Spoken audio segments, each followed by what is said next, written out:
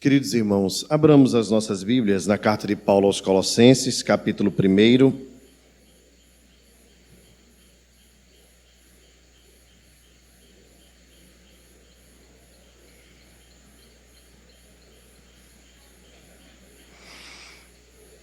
Carta do apóstolo Paulo aos Colossenses, capítulo 1. Nós leremos os versos de 13 a 23. Esta mensagem faz parte da nossa série de exposições, A Supremacia de Cristo. Nós iniciamos há alguns meses. Você pode encontrar no canal do YouTube as mensagens, tanto as proferidas por mim neste texto, como também as proferidas pelo reverendo Reinaldo.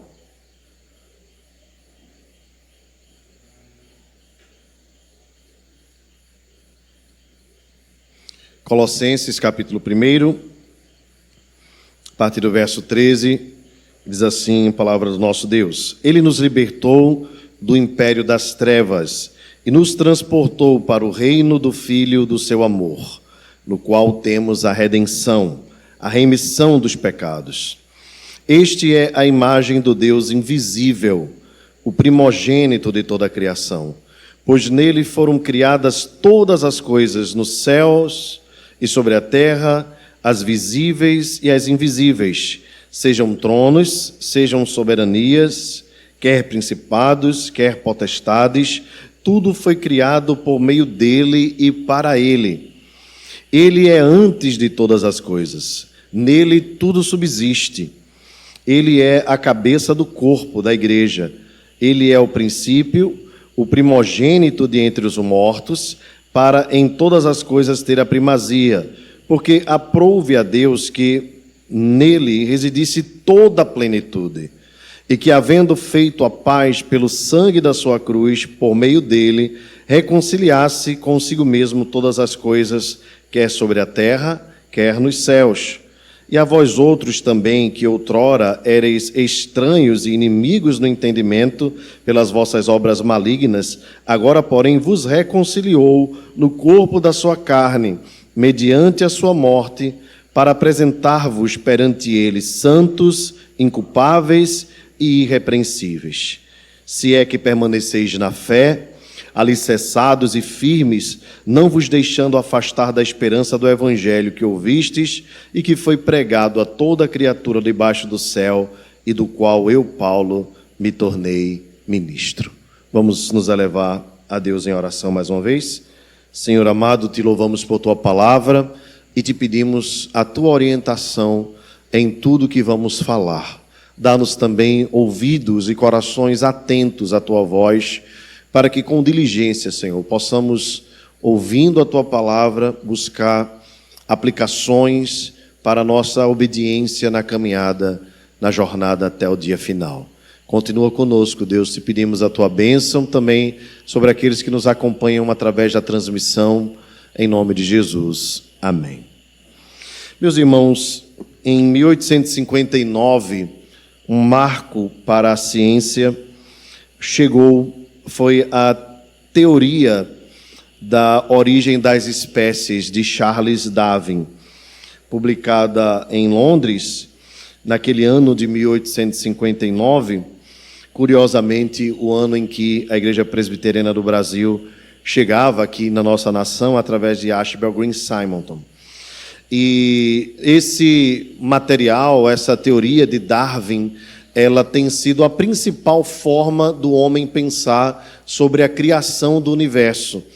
E nas escolas, essa teoria tem sido divulgada e é a principal linha de pensamento, principalmente na educação brasileira, a respeito das espécies, da criação do mundo. E, a despeito de tudo isso, nós precisamos lembrar que a teoria da evolução, ela não passa de uma teoria. Ela nunca foi comprovada e ela não tem, cientificamente, nenhuma formação absoluta. Só para os irmãos terem uma ideia, na teoria de Darwin há pelo menos 800 citações do verbo no futuro suponhamos. Suponhamos.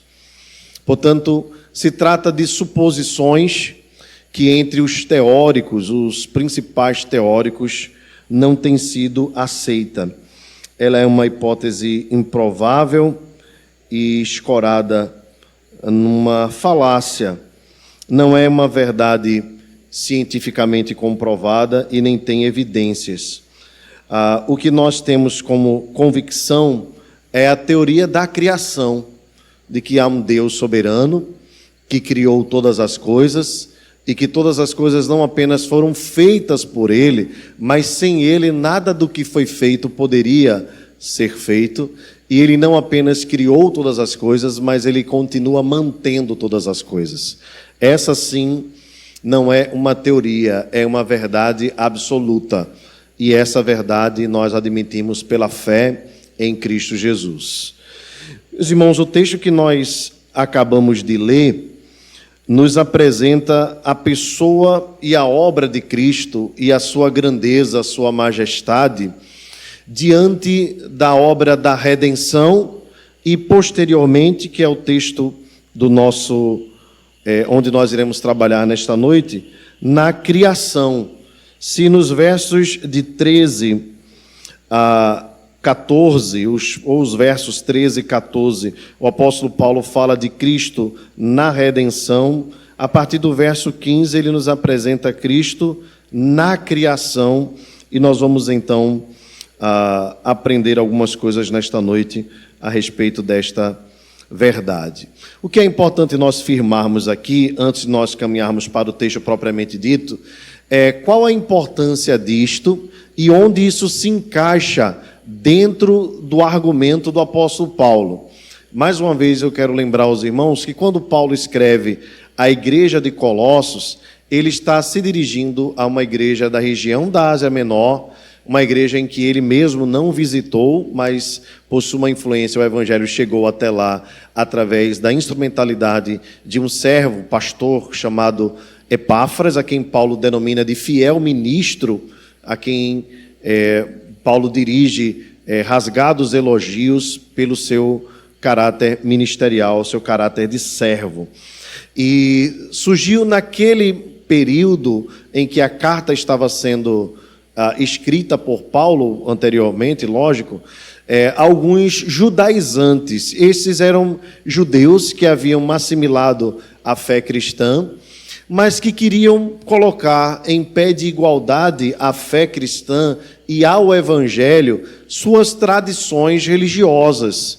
E quando isso acontece, não é que Paulo tenha dificuldade com tradições, pois o próprio apóstolo Paulo era hebreu, criado aos pés de Gamaliel, um homem zeloso pelas tradições dos fariseus, era de fato alguém extraordinário no seu zelo religioso. O problema é que essas tradições, essas teorias que os irmãos judaizantes, os judaizantes estavam tentando implantar na igreja, elas se colocavam em pé de igualdade com o evangelho. E quando isso acontece, irmãos, nós estamos diante de uma heresia, pois uma das colunas de sustentação da doutrina cristã é que a salvação ou a justificação das nossas vidas acontece por meio da fé em Cristo, pela graça e somente em Jesus. Eu falo somente em Jesus porque até nos dias de hoje, os romanos, por exemplo, os católicos romanos, acreditam na justificação pela fé, mas eles dizem que precisa haver a justificação pela fé mais algumas coisas. E nós cremos que o homem é justificado pela fé somente, que ele não precisa necessariamente para ser salvo, por exemplo, passar pelas ordenanças, pelos sacramentos, embora se ele tiver oportunidade, deve fazê-lo. Mas nós lembramos, por exemplo, do ladrão da cruz, que não teve tempo nem de ser batizado, nem de participar da ceia. E Jesus mesmo disse, hoje mesmo estarás comigo no paraíso, mostrando assim que o homem não é justificado por aquilo que faz, nem mesmo pela igreja. O homem não é justificado por ordenanças, por sacramentos ou por qualquer destas coisas que, embora sejam importantes algumas delas, não são a essência do Evangelho. O Evangelho é a obra de Cristo que alcança o coração do homem perdido e, pela graça, por meio da fé, o salva, tornando-o justo diante de Deus. De tal forma que nós não precisamos fazer nada para Deus nos amar mais. E jamais existirá alguma coisa que nós possamos fazer para que Deus nos ame menos. Ele nos justifica, nos santifica e nos glorificará. Esta é a ordem que o Senhor operará em nossas vidas. Então nós fomos justificados, fomos santificados e seremos glorificados, tudo isso através da obra bendita de Jesus. O que acontece então, irmãos, é que o apóstolo Paulo precisa escrever aos irmãos de Colossos para que eles não se desviassem da fé, como alguns irmãos na igreja da Galácia, por isso Paulo escreve uma carta aos Gálatas, também cederam. E por terem cedido, pela sedição à doutrina dos judaizantes, o apóstolo Paulo precisou puxar a orelha deles, dizendo assim: ó Gálatas insensatos, quem vos enfeitiçou com vãs doutrinas? Em tão pouco tempo vocês decaíram. E para que isso não acontecesse aos irmãos de Colossos, Paulo então escreve uma cristologia. A carta aos Colossenses fala de Cristo, a carta aos Efésios também fala de Cristo. Se na carta aos Efésios o apóstolo Paulo enfatiza a igreja como corpo de Cristo, na carta aos Colossenses Paulo enfatiza Cristo como cabeça da igreja. Então a cabeça e o corpo, Cristo é a cabeça, a igreja é o corpo. E para nós conhecermos quem é a cabeça da igreja, quem coordena toda a igreja, nós precisamos nos aprofundar na sua natureza. Irmãos, eu não farei aqui o que os teólogos dos primeiros séculos fizeram durante vários anos e até séculos de discussões. Eu afirmo isso porque os primeiros pais apostólicos, se houve alguma doutrina que esses irmãos discutiram nos primeiros séculos da era cristã, foi a respeito da cristologia, da pessoa e da obra de Cristo. Jesus Cristo, 100% homem, 100% Deus. Por causa de várias filosofias, o gnosticismo, o docetismo, o arianismo, entre tantas heresias que surgiram naquele período, foi necessário que os teólogos se reunissem para discutir e, aprofundando, pudessem trazer então documentos importantes para a cristandade, para que os crentes no porvir não viessem a se desviar da verdadeira fé e da genuína e sã doutrina. A respeito de Cristo, na semana passada, durante o culto, nós lemos após a ceia o credo niceno-constantinopolitano. E se os irmãos perceberam, ele é um pouco maior do que o credo apostólico. E ele fica maior por causa da cristologia. Se você observar o credo apostólico, ele vai se dividir em 3 partes. Creio em Deus Pai, creio em Jesus Cristo e creio no Espírito Santo. As 3 pessoas da Trindade. No credo apostólico, a maior parte é dedicada a Cristo Jesus. Ele, de fato, é o centro da teologia da igreja. Mas no credo niceno-constantinopolitano, essa parte dedicada a Jesus Cristo, ela é maior ainda e traz ainda mais detalhes. Por exemplo, vai dizer que ele foi gerado, não criado. Observe que o credo apostólico não fala isso. Fala, crê em Jesus Cristo, seu único Filho, nosso Senhor, o qual foi concebido por obra do Espírito Santo, nasceu da Virgem Maria, e vai trazendo apenas em pontos. Mas no credo de Constantinopla, o credo niceno de Constantinopla, de Niceia de Constantinopla, né, ele vai detalhar essa natureza de Jesus. exatamente porque era no período da efervescência da discussão cristológica, ou seja, os teólogos estavam se dedicando a descobrir, por meio da revelação, quem é esse Jesus, como entender a sua natureza, quem ele é, de onde ele veio e como ele age no meio do seu povo. Então, entendam, queridos, para nós hoje, no século 21, é mais fácil nós olharmos para trás, diante de tantos documentos que nós já temos para fundamentar a nossa fé. Mas ainda assim, eu confesso aos irmãos que nós precisamos sempre, à luz das Escrituras, analisar o que o mundo enxerga a respeito de quem é Jesus de Nazaré. Essa é uma pergunta que talvez, numa conversa amistosa, você possa fazer para um amigo descrente. Você já pensou nisso? Uma conversa com alguém de confiança, que não vai gerar nenhum tipo de sabor, de intriga ou coisa desse tipo. Você parar para dizer assim: fulano, nós temos tanto tempo de amizade e a gente tem se dado bem. Eu queria fazer uma pergunta para você e queria que você me respondesse. Quem é Jesus para você? Quem, na sua opinião, é Jesus? E talvez você escute algumas coisas que sejam compatíveis com a fé cristã, como, por exemplo, as pessoas podem dizer que ele é o Salvador, podem dizer que ele é amigo, né? Eu já ouvi as pessoas dizendo assim: Jesus é tudo para mim. Você já ouviu essa frase, né? Jesus é tudo para mim. É claro que isso aí é uma expressão de exagero, né? De alguém que diz assim, que ele é a pessoa mais importante do mundo, tal.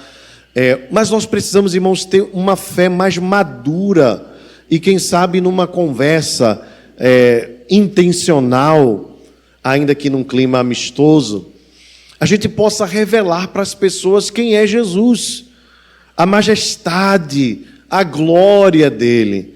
É comum nós irmos às livrarias e encontrarmos muita coisa a respeito de Jesus nos dias de hoje. Talvez você já tenha visto Jesus, o maior psicólogo que já existiu, Jesus, um gestor de recursos humanos. Eu acredito que tenho em casa ainda, não sei se eu já joguei fora, mas tem gestão de recursos humanos segundo Jesus. Então, é possível essas coisas. Jesus, o maior administrador que já existiu. Jesus, o maior executivo que já existiu. Como alguns costumam também dizer, Jesus, o maior revolucionário que já existiu. Talvez você já tenha ouvido essa frase e tal. E a depender do que eles querem falar como revolução, né, podem estar totalmente equivocados. Mas a questão é: quem é Jesus segundo ele mesmo se revela? Porque mais importante do que o que eu penso a respeito de Jesus é o que ele mesmo se revela sobre quem ele é. Talvez essa seja a pergunta básica de uma aula de discipulado, de um grupo de estudos, mas ela é muito relevante para os nossos dias, pois o verdadeiro entendimento de quem é Jesus pode mudar totalmente a nossa vida, a nossa forma de viver, o nosso modo de enxergar a nossa existência. Portanto, essa pergunta é relevante e eu gostaria que você levasse ela para casa para refletir, à luz desse texto, à luz de outros textos das Escrituras, quem é esse Jesus. O apóstolo Paulo vai nos apresentar algumas verdades a respeito de Jesus. A primeira delas este é a imagem, este é o Filho, tá? É a imagem do Deus invisível. Jesus Cristo é a imagem, o que se pode ver, do Deus que é invisível. Ou seja, irmãos, Jesus é o Deus que os homens podem ver, que os homens podem tocar, que os homens podem sentir. Jesus Cristo se fez carne, habitou entre nós. Nós lemos isso no Credo Niceno, nós lemos isso no domingo passado, o Evangelho de João, capítulo 1, versos de 1 a 14. Ele é o Verbo que se fez carne e habitou entre nós, cheio de graça e de verdade. Ele é o próprio Deus que os homens, em sua capacidade limitada, podem enxergar. Eu e você só somos capazes de enxergar o que os nossos olhos são capazes de captar. Nada mais além disso. E Deus, que é infinitamente mais do que o que os nossos olhos podem ver e do que a nossa mente pode imaginar, decidiu se revelar de forma que nós pudéssemos enxergá-lo. E a melhor forma foi ele se manifestar como homem. Jesus veio como gente, ele veio como carne, como pessoa. Ele foi gerado pelo Espírito Santo no ventre da Virgem Maria. Ele foi um feto, ele foi um bebê, ele esteve no útero da sua mãe, aquela a quem Deus agraciou com o privilégio de dar à luz o Salvador do mundo. Ele nasceu, ele teve cordão umbilical, ele precisou amamentar, ele precisou ser acolhido nos braços de sua mãe, também do seu pai. Ele precisou amamentar, ele precisou aprender a andar, ele precisou ser segurado para não cair, ou quando caiu, precisou ser levantado. Ele se fez gente como qualquer um de nós. Há uma canção de João Alexandre que revela um pouco a respeito disso, que no final diz assim: e pensar que um dia te carreguei em meus braços, Jesus. Talvez aí a visão de Maria ou do próprio José, quando pegou aquela criança que foi durante um tempo indefesa, precisou ser cuidada pelos seus pais, e os pais, cientes de quem se tratava, é claro que a revelação a Maria e a José também foi dada de supetão, eles foram pegos de surpresa, mas essa revelação foi progredindo no passar do tempo. E lembram quando Jesus chegou ao templo e na caravana de retorno, Jesus não estava junto com Maria, e talvez 2 dias de jornada, mais ou menos, quando eles voltam para procurar a criança, Jesus está junto com os sacerdotes e ali no templo, fazendo perguntas e conversando com eles. E Jesus diz: acaso não sabias que estava na casa de meu pai? E a Bíblia diz que o coração de Maria se entristeceu naquele instante. É como se a ficha fosse caindo aos poucos. Ele não é só o meu filho. Ele é o Filho de Deus. Ele é mais do que o meu amor materno pode conter. Vai além do que os meus braços podem acolher. Nem os braços do mundo inteiro seriam capazes de contê-lo diante daquilo que ele veio fazer, diante de quem ele é, diante da sua glória e da sua grandeza. Eu creio, irmãos, que foi meio que um luto para Maria, e perdendo aos poucos o seu filho, e nem podemos imaginar a sua dor quando ela esteve diante do Salvador, seu próprio filho, crucificado no Calvário. Tanto que Jesus, sabendo da sua dor, pede para que João cuide dela, para que João a acolha diante de tamanho sofrimento. Mas, irmãos, ele foi tudo isso. E à medida que ele foi crescendo, as multidões passaram a segui-lo e por meio das suas palavras, encontrarem conforto, esperança, consolação. E a sua fama foi aumentando. E ele é o próprio Deus. Os homens, as mulheres puderam tocar nele, como aquela mulher do fluxo de sangue que tocou e percebeu a cura no seu próprio corpo, como aqueles leprosos que foram tocados por ele, como Lázaro que foi ressuscitado por ele, como as visitas de Jesus para descansar. Você imagina isso, Jesus parando para descansar em Betânia, na casa de Lázaro, de Marta e de Maria.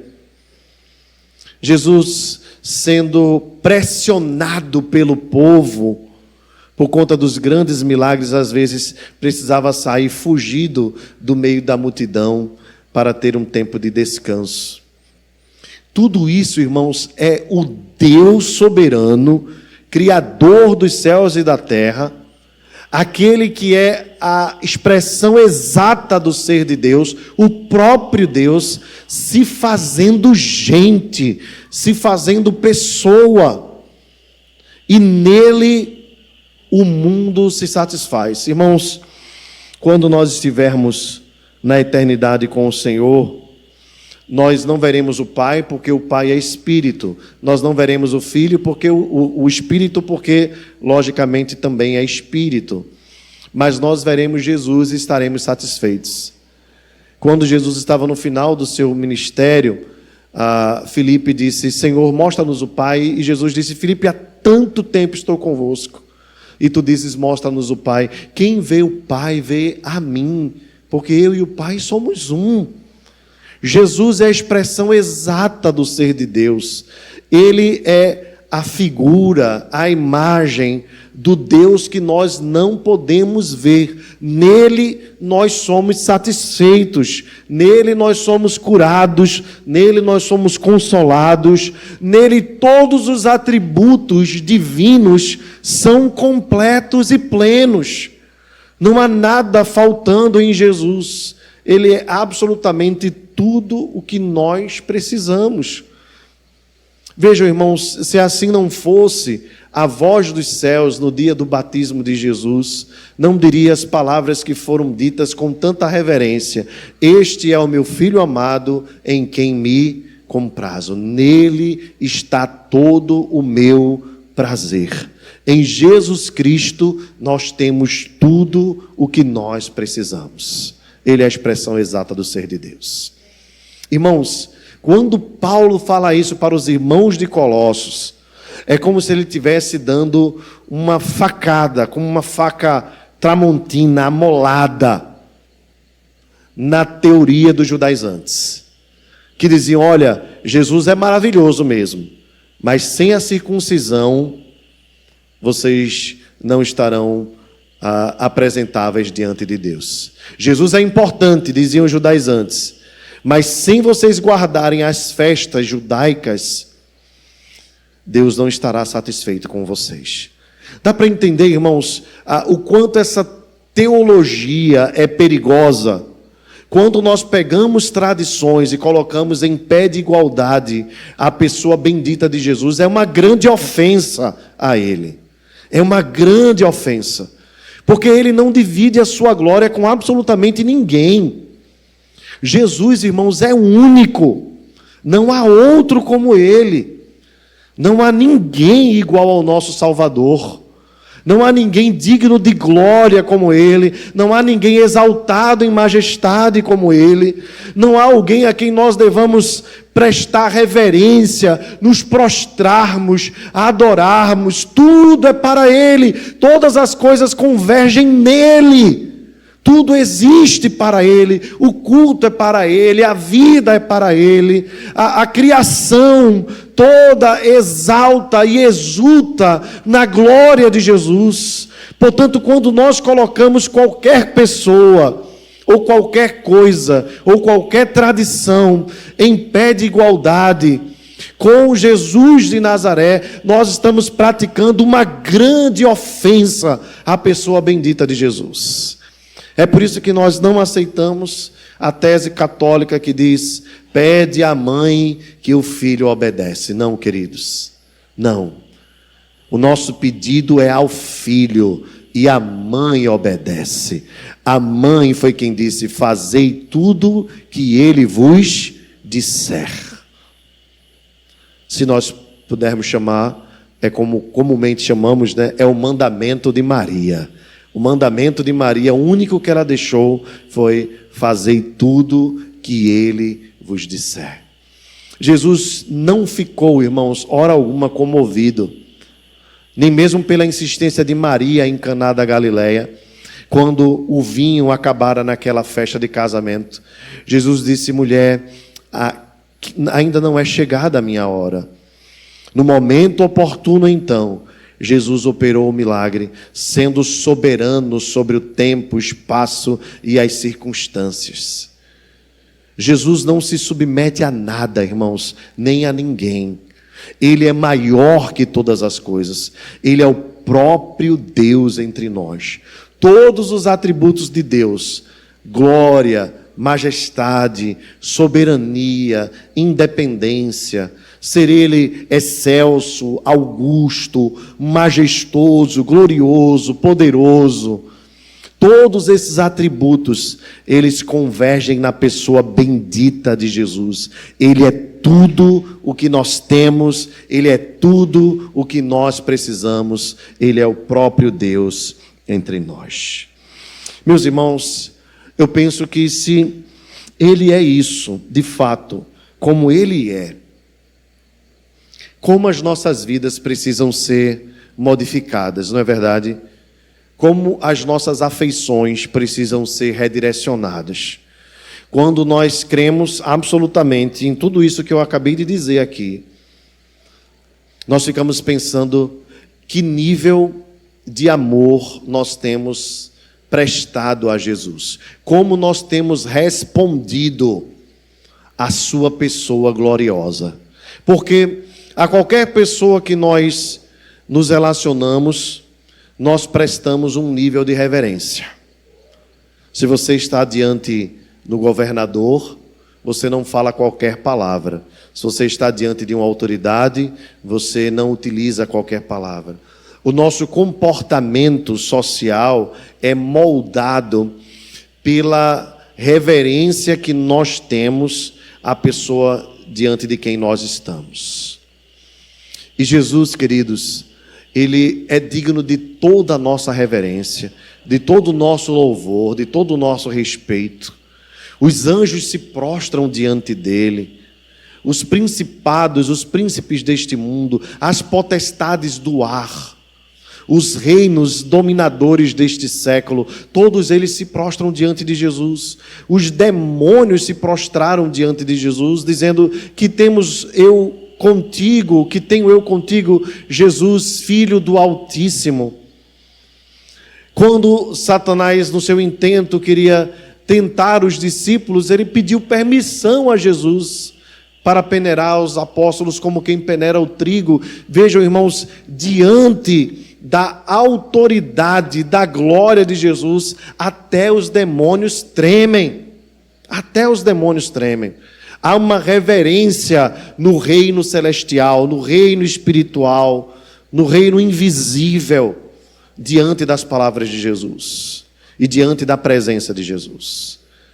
A tempestade foi acalmada diante da presença de Jesus. Os peixes, irmãos, pularam para dentro do barco em obediência à voz do Salvador, porque Ele é a imagem do Deus invisível. Ele é o dono de todas as coisas. E diante daquele evento em que os apóstolos pescadores haviam passado uma noite toda e não pescaram absolutamente nada, Pedro é muito atento quando diz assim: mestre, nós passamos a noite, nada nós conseguimos pescar, mas pela tua palavra nós lançaremos as redes. E a Bíblia diz que o barco quase veio a pique de tantos peixes que pularam para dentro. Meus irmãos, os peixes obedecem. O vento e o mar emudecem, se acalmam. O morto, 4 dias fedendo, vem para fora. O servo do centurião é curado pela palavra de Jesus. O filho da viúva é curado por Jesus.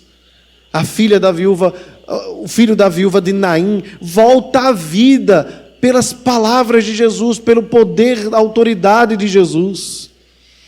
Meus irmãos, não há nada que não se submeta à glória e à autoridade de Jesus. Toda a criação se rende aos seus pés. A pergunta é se eu e você temos nos rendido aos pés de Jesus. Nós somos o povo a quem Deus escolheu para ser a sua herança, para exalar o bom perfume de Cristo. Toda a criação o adora, toda a criação o adora e o louva. E ainda os homens deste mundo, que por teimosia do seu próprio coração não querem se render a Jesus, a Bíblia diz que haverá um dia que todo joelho se dobrará e toda língua confessará que Ele é o Senhor. Portanto, diante da perspectiva de Deus, toda a criação já o adora, ainda que alguns não se rendam neste momento, por teimosia do coração, mas estão rendidas pela soberania de Deus e estão cumprindo o propósito soberano de Deus, ainda que não reconheçam que Ele é o Salvador. Mas haverá o dia em que, diante da autoridade de Jesus, os homens poderosos deste mundo, aqueles que já foram alvo de adoração, de honra, de reverência por pessoas em todos os lugares deste planeta, vão se render diante de um só, aquele que se assenta no trono, e ao Cordeiro, a quem pertence a salvação. Agora nós, como povo de Deus, nós somos mais do que parte do seu reino. Nós somos seus súditos. Nós somos seus súditos. E somos seus súditos eternamente. Cabe a nós nos rendermos a Ele. Cabe a nós nos prostrarmos diante dEle, da sua glória, do seu poder, da sua majestade. E reconhecermos nas nossas vidas que Ele é a imagem do Deus invisível. O apóstolo Paulo diz assim: Ele é o primogênito de toda a criação.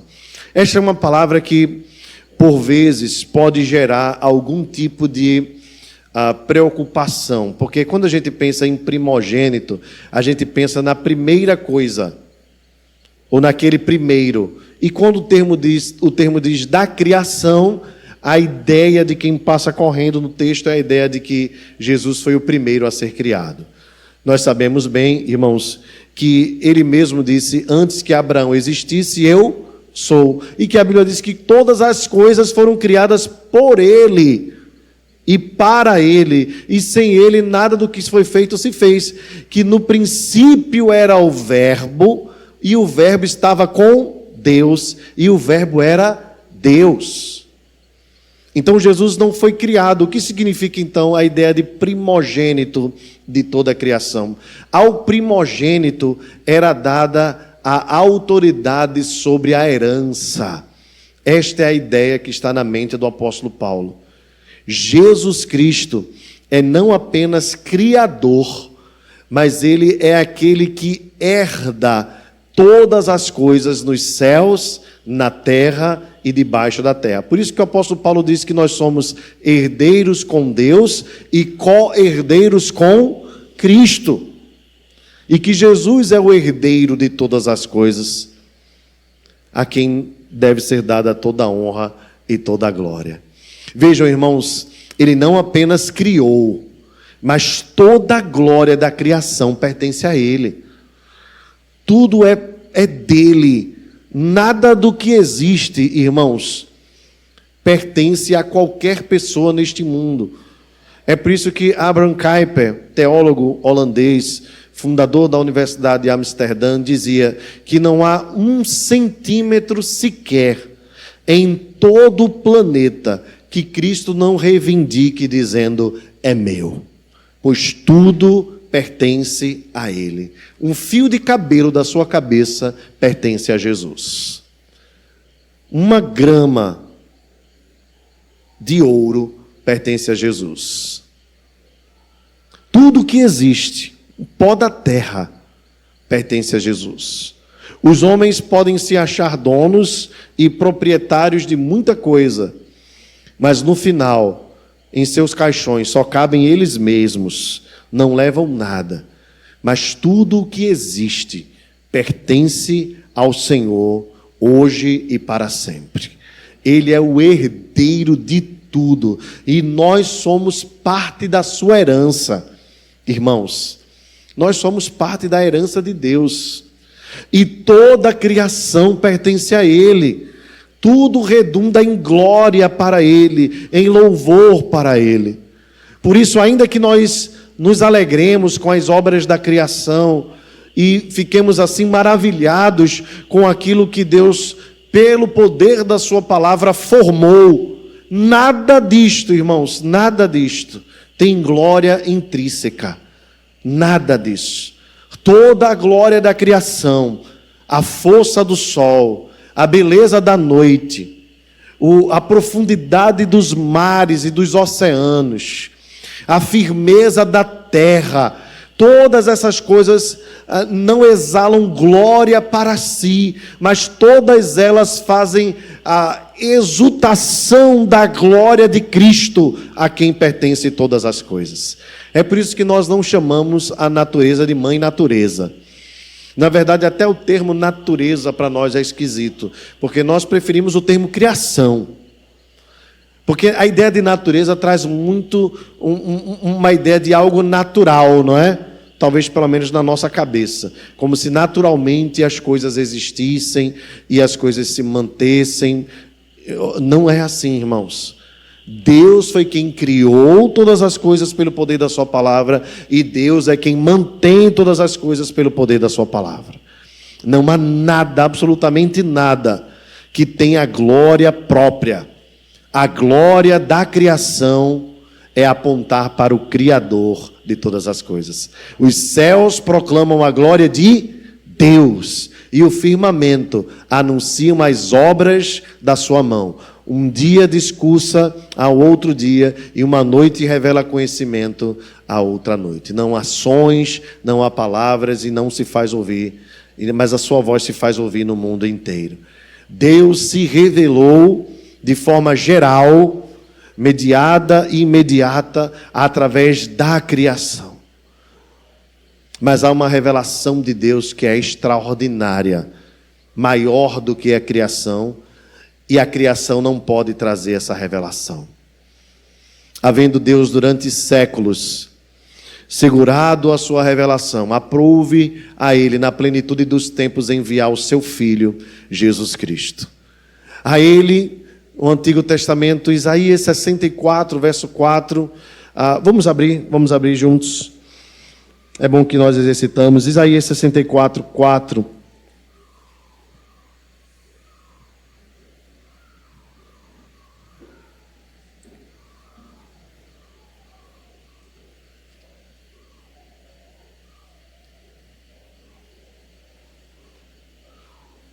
Vamos ler todos juntos? Vamos lá?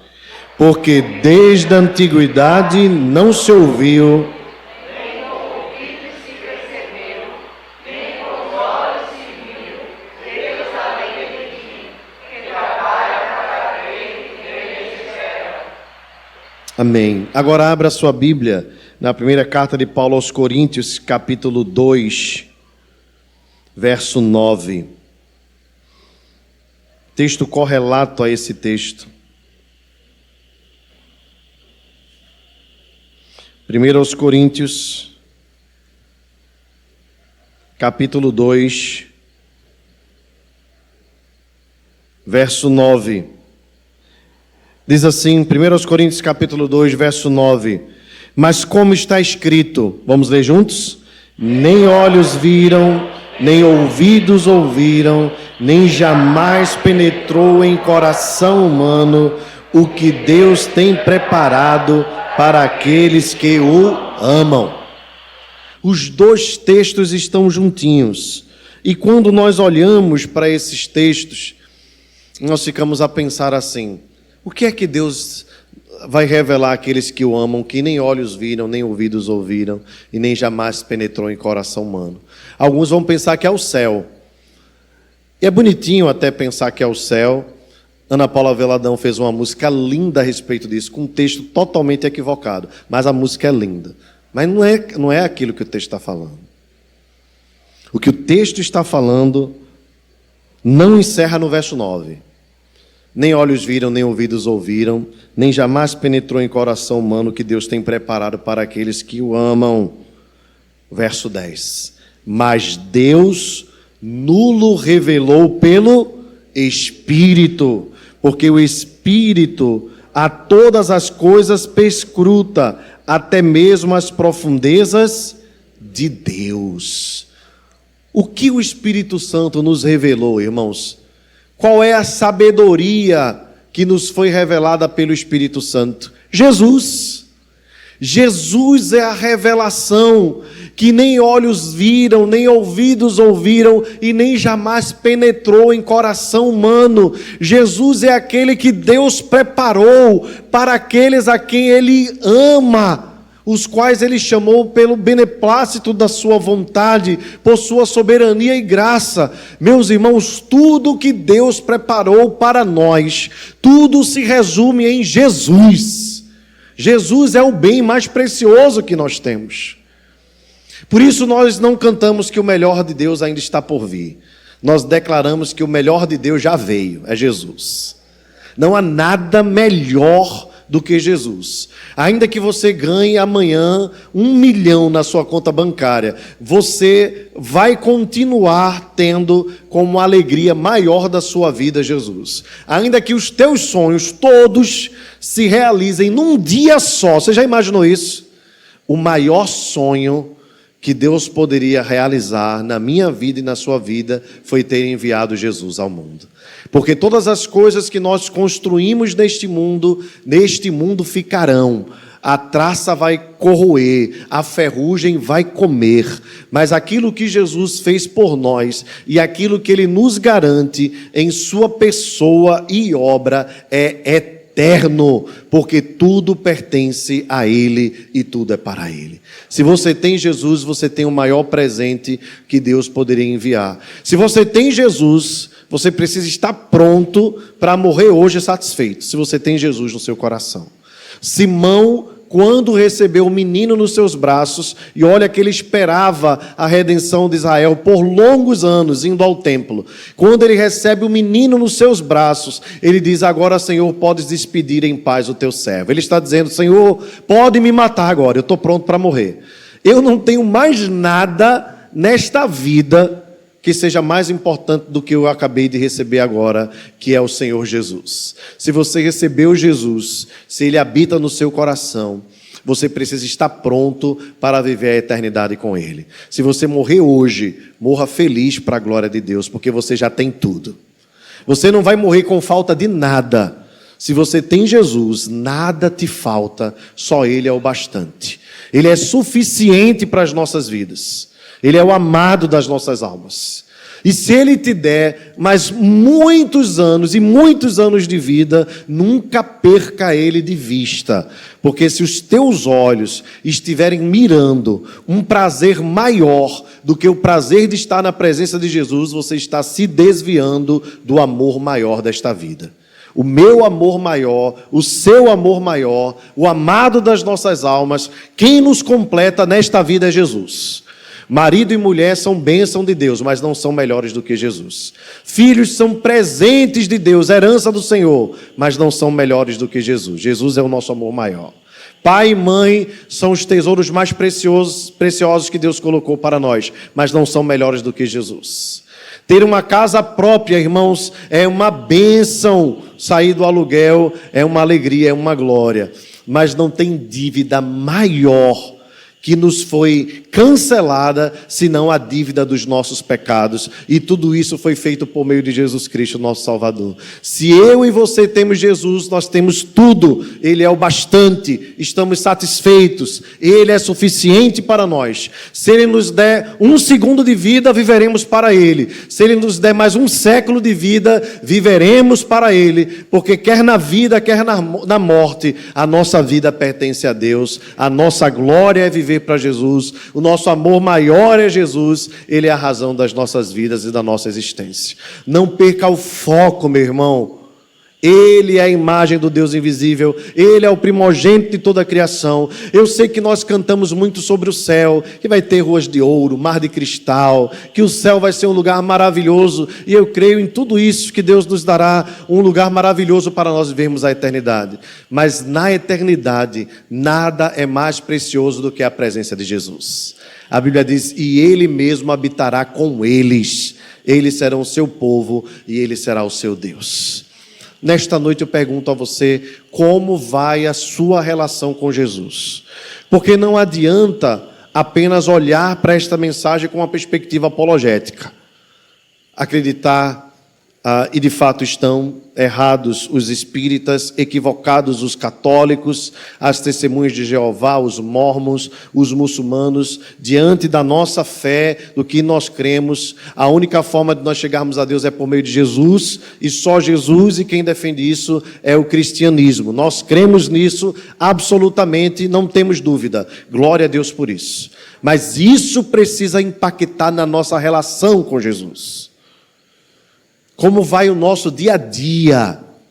Ele tem sido invocado em sua presença nas nossas vidas. Nós temos conversado com Jesus, porque se ele é a imagem do Deus invisível, irmãos, e ele disse, eis que estou convosco todos os dias até a consumação dos séculos, nós precisamos pensar que espaço nós temos dado a ele nas nossas vidas. Se nós temos orado, se nós temos ouvido a sua voz, porque qualquer relacionamento, irmãos, é uma via de mão dupla. Um fala e o outro ouve. Como é que está a sua comunicação com Jesus, a tua relação com Jesus, a tua intimidade com Jesus? Como é que está o trancar do teu quarto? Como é que está a tua vida na semana? Porque eu corro muito, porque eu tenho muita conta para pagar. Ora, se ele te colocar numa cama de hospital, você para. Ou não para? A gente pensava que o mundo não podia parar. Chegou a Covid e teve que todo mundo parar. E todo mundo ficou cansado porque ficou parado. Então, meu irmão, pare em nome de Jesus. Porque talvez essa correria frenética seja você quem tenha colocado na sua cabeça. Buscar em primeiro lugar o reino de Deus e a sua justiça. A nossa prioridade, irmãos, é termos um relacionamento com Deus, e as demais coisas Ele nos acrescenta. Mas nós colocamos os carros na frente dos bois, nós trocamos a ordem, e aí passamos a semana toda, dedicamos 8 horas ao trabalho, mas tantas horas ao lazer, e fazendo tantas e tantas coisas, e não paramos para estar aos pés de Jesus. Ora, Jesus repreendeu Marta, irmãos, que estava servindo. Quanto mais a nós não nos repreenderia. Nós que na nossa correria do dia a dia não paramos tempo para nos quedarmos aos pés de Jesus, como fez Maria lá no Evangelho de Lucas, no capítulo 10, versos de 38 a 42. Como nós precisamos parar, irmãos, parar. E entender que é necessário. Jesus disse para Marta, Marta, Marta, uma coisa só te é necessária, é uma só. É a mais importante, é a prioridade máxima. De que adianta você pagar suas contas? De que adianta você ganhar mais dinheiro? De que adianta você se satisfazer com as coisas desta vida, se a tua vida espiritual está como um saco vazio? Você não tem força para viver e vai sobrevivendo. Ora, que diferença nós estamos vivendo das pessoas deste mundo que vivem assim mesmo, correndo atrás do vento, para lá e para cá. E quanto mais nós recebemos, mais demandas nós temos, mais dívidas nós adquirimos, e aumentamos o nosso nível e as nossas necessidades, e precisamos correr mais, e a vida fica nesse eterno frenesi, onde a gente nunca tem tempo para parar, para conversar com Jesus. E de que adianta nós dizermos que Ele é a imagem do Deus invisível, que Ele é o primogênito de toda a criação? De que adianta nós cantarmos, dizermos que Ele é o amado das nossas almas, se no dia a dia nós não paramos para estar com Ele? Irmãos, falo a começar de mim, mas raciocine, examine, avalie a sua própria vida, avalie a sua jornada, a distribuição do teu tempo, a administração do teu dia. Como é necessário, irmãos, nesses dias que nós estamos vivendo, termos não apenas uma fé robusta, mas termos uma vida piedosa, uma relação pujante, uma afeição fervorosa por Jesus, amarmos Jesus. Ele é uma pessoa, queridos. Há muitos que se aproximam da fé reformada achando que Jesus é uma teoria. melhor do que as outras. De fato, o Evangelho é lindo, o arcabouço do cristianismo é maravilhoso, mas o Evangelho, irmãos, mais do que uma teoria, mais do que uma teologia, é uma pessoa, é Jesus. Gente com quem nós podemos conversar. Os nossos olhos não podem vê-lo hoje, mas nós o veremos na eternidade. Mas hoje, nós precisamos nos relacionar com Ele pela fé, crendo que Ele é real, é vivo e é galardoador daqueles que o buscam. Se você procurar, você vai encontrar. Se você o chamar, Ele vai aparecer. Se você o invocar, Ele jamais se ausentará da sua vida. Mas nós precisamos convocá-lo. A igreja, uma das igrejas do Apocalipse, ele disse: eis que estou à porta e bato. A igreja de Laodiceia.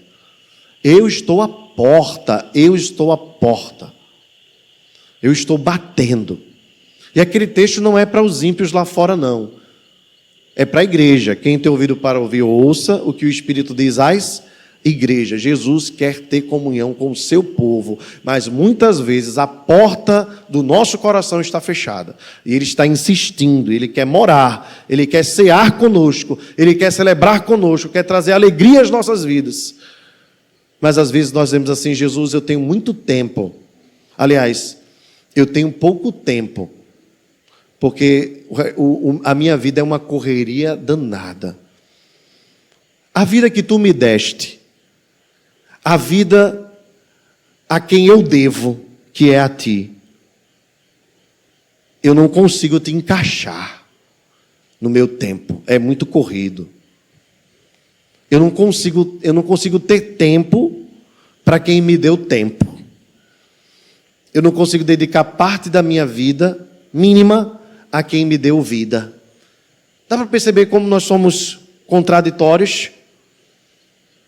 A gente agradece pela vida, mas na vida que a gente recebe, a gente não é grato, tendo profundidade no relacionamento com aquele que nos deu a vida. É um negócio esquisito, irmãos, que acontece dentro dos nossos corações. E que eu e você precisamos ser sinceros, fazermos um exame correto e redirecionarmos as nossas afeições. Redirecionarmos. Se o nosso amor, se o nosso coração bate mais forte por qualquer outra coisa do que por Jesus, tem alguma coisa desproporcional, tem alguma coisa fora do lugar.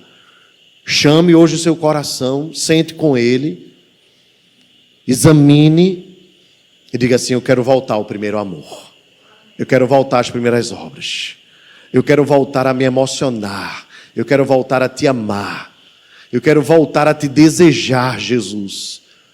Eu quero voltar a ter comunhão contigo, a viver plenitude, a viver graça. Irmãos, nós não devemos sair do nosso momento devocional sem nos encontrarmos satisfeitos com Jesus. Não é bula de remédio, não é notícia de Facebook, é a palavra de Deus. Nosso coração precisa arder, como ardia o coração dos discípulos no caminho de Emaús, quando Jesus pregava para eles.